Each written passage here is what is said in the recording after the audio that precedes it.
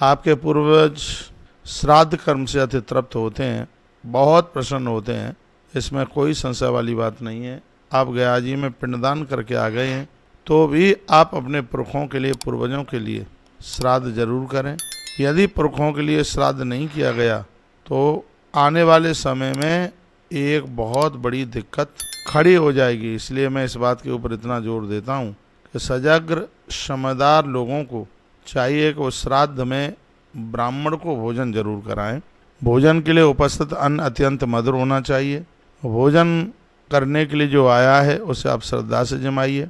पात्रों में आप भोजन कराते हैं, अच्छी बात है, लेकिन पलाश के पत्ते पर या केले के पत्ते पर इसका और ज़्यादा प्रभाव है। भोजन कराते समय, भोजन बनाते समय बिल्कुल क्रोध भी ना हो, ज़्यादा उतावले ना हो, प्रसन्नता पूर्वक आप परोसिए। ब्राह्मणों को भी मौन रह करके भोजन करना चाहिए और वह सुखपूर्वक भोजन करें।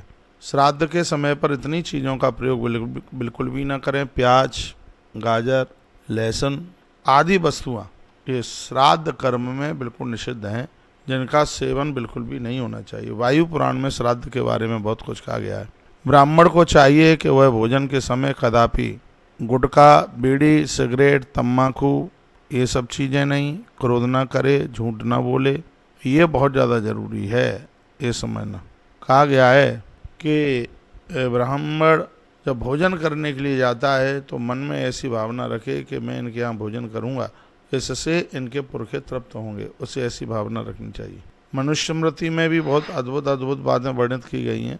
जब तक अन्न गर्म रहता है और ब्राह्मण मौन होकर के भोजन करते हैं, भोज्य पदार्थों के, देखिए मैं निवेदन करूँगा, श्राद्ध में ठंडी चीज़ें जो सुबह की बनाई हैं और शाम तक रखी हुई हैं वह भोजन नहीं, श्राद्ध में बिल्कुल गर्म भोजन प्रसाद है उसको देखिए। जब तक अन्न गर्म रहता है और ब्राह्मण मौन होकर भोजन करता है, भोज्य पदार्थों के गुण नहीं, पूछे नहीं कि भोजन कैसा बना है, इससे पितर बड़े संतुष्ट रहते हैं।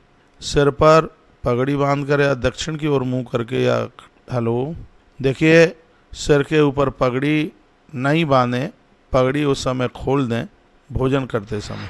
भोजन करते हुए ब्राह्मणों पर किसी की गलत की कोई निगाह न पड़ जावे। भोजन कर रहे हैं तो गेट बंद इसलिए करना पड़ेगा, फेरना पड़ेगा क्योंकि वहाँ पर कोई स्वान वगैरह ना आ जाए।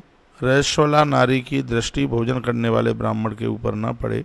यज्ञ, दान, ब्राह्मण भोजन, देव कर्म और पितृ कार्य, यदि इनको ये देख ले तो यह पुण्य क्षीण हो जाता है। बिल्कुल स्पष्ट वर्णन है, मनुस्मृति में भी वर्णन है।